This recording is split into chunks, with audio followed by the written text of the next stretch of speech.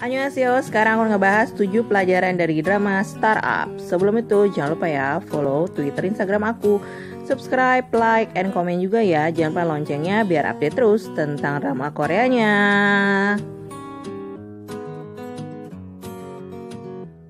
Pelajaran pertama adalah dalam sebuah perusahaan itu mesti ada seorang CEO yang bertanggung jawab.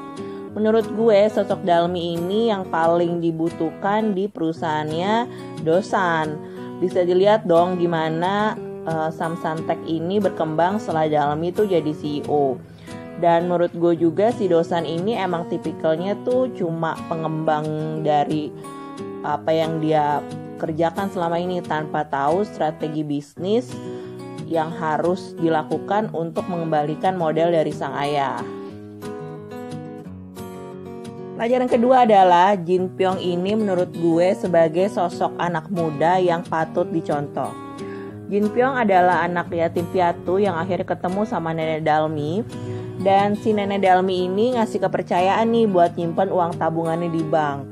Langsung si Jin Pyong ini kan emang pinter ya, bisa ngolah uang di saham yang awalnya uangnya nenek Dalmi itu cuma 8 juta won, dalam setahun berubah menjadi 80 juta won. Bahkan dia bisa kuliah dengan uang itu. Wah, hebat banget menurut gue. Pelajaran ketiga adalah kita sebagai manusia itu harus kuat dengan semua hal dan berusaha memperbaikinya. Kita bisa lihat ya gimana perjuangannya Jin Pyong untuk hidup. Dan akhirnya dia jadi mentor buat Dalmi dan kawan-kawan juga. Itu kita bisa lihat juga si Dosan ini sebagai anak baru yang ngebangun bisnis. Ternyata harus menerima kenyataan kalau ia tuh cuma dimanfaatin doang sama perusahaan luar. Dan akhirnya dia berpisah sama Dalmi karena pilihannya dia salah. Jadi kita tuh nggak boleh yang namanya egois juga sih ya di sini. Jadi dan Dosan itu berusaha memperbaiki kesalahannya dengan bekerja serius. Pokoknya kalian mesti nonton drama ini tuh gokil banget deh. Nah, setelah si Dosan ini keluar dari Samsan Tech, akhirnya dia kan bekerja di perusahaan luar. Terus Dosan balik lagi ngebantuin Dalmi ke perusahaan barunya. Dan dia kayak udah belajar banget tentang bagaimana perusahaan startup itu. Dia akhirnya yakin mau nanamin saham buat perusahaannya Dalmi walaupun perusahaan dulunya tuh udah gak ada. Jadi menurut gue dari sebuah kesalahan si Dosan ini belajar untuk kuat menghadapi cobaan menjalani semuanya. Dan akhirnya memperbaikinya dengan membeli saham di tempatnya Dalmi. Pelajaran keempat adalah jodoh itu bisa datang kapan aja ya. Dalmi tuh sebenarnya kan waktu kecil punya sosok imajinasi Dosan, walaupun dia tuh nggak pernah ketemu, cuma main surat-suratan lewat pohon. Tapi akhirnya dia ketemu juga sama Dosan yang asli, walaupun awalnya emang Dosan itu nggak suka sama Dalmi dan cuma ngebantuin gara-gara si Jin Pyong ini. Tapi akhirnya perasaan itu berkembang dan menjadi suka. Akhirnya mereka pun sempat berkencan dan terpaksa putus sih karena jarak juga mungkin ya menurut gue.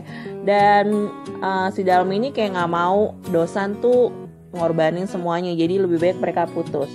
Tapi setelah 3 tahun yang namanya jodoh mah ya balik lagi tetap si Dalmi Dosan.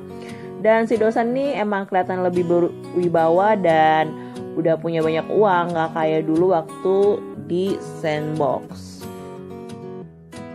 Selain hubungannya Dosan sama Dalmi yang menurut gue jodoh mah gak kemana itu temennya Dosan dong, satu lagi tahu kan. Jadi awalnya tuh si temennya Dosan ini cuma cinta sepihak gitu. Tapi ternyata ceweknya mendam rasa karena sang pria ini akhirnya bisa ngebuat dia tidur nyenyak dengan tips yang dikasih sama si pria ini. Jadi ya guys, menurut gue sebenarnya tuh cowok tuh cewek itu nggak ngelihat pria itu dari segi fisiknya, tapi gimana perjuangan buat ngedapetin si hati wanita dan akhirnya si wanita tuh jadi luluh gitu. Jadi buat yang lagi ngejar cewek-cewek jangan patah semangat ya. Yakin deh, batu ditetesin pasti akan luntur. Pelajaran kelima adalah jangan pernah bermain licik. Ini pelajaran banget buat anak-anak. Kalau kalian licik itu pasti akhirnya nggak baik dan akhirnya jatuh juga ya. Ini yang terjadi sama kakak tirinya si Inje. Dia tuh nyoba ngambil orang dari pengembang di tim Dalmi dan ngehancurin programnya. Tapi akhirnya gara-gara dosan juga mobil Dalmi tetap berhasil. Dan mereka pun harus diinterogasi polisi. Jadi buat teman-teman jangan pernah bermain licik dan harus sesuai jalur ya.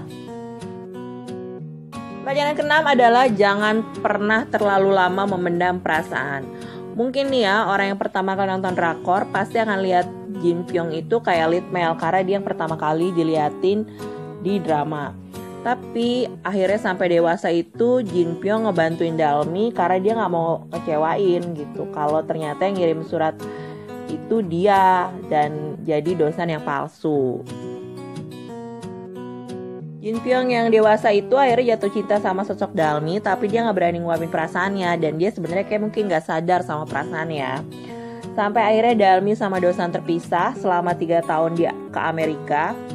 Jin Pyong tuh kayak nggak berani nguapin perasaan juga, padahal kan ada celah nih buat masuk ke hatinya Dalmi. Bahkan waktu pas si Jin Pyong ini mau ngasih cincin buat si Dalmi, keduluan lagi sama si dosan. Wah, menurut gue tuh kalau dia paling cepet ngucapin perasaannya, mungkin hatinya Dalmi tuh bisa sedikit goyah kali ya, dan bisa sedikit ngasih harapan juga sih buat si Jin Pyong.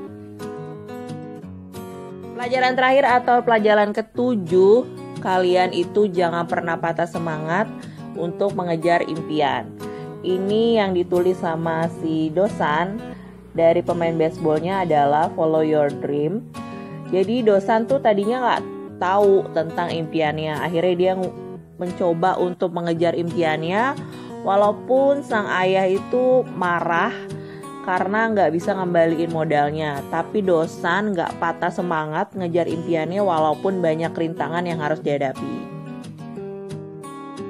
Dalmi ini juga mengejar impiannya menjadi seorang pembisnis setelah dia merasa nggak dianggap oleh perusahaan dengan kerja keras penjualannya yang cukup meningkat, hanya diberi bonus sebuah voucher makan pasta doang.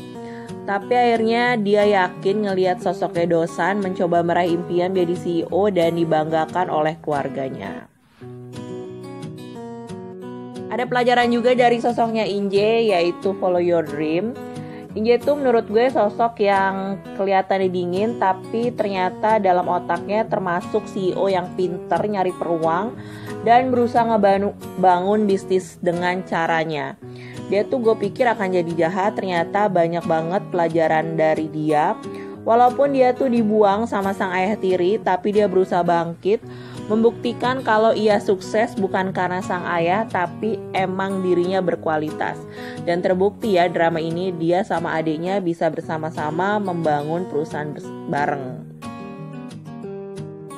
Oke guys, sekian bahasan gue tentang 7 pelajaran dari drama Startup.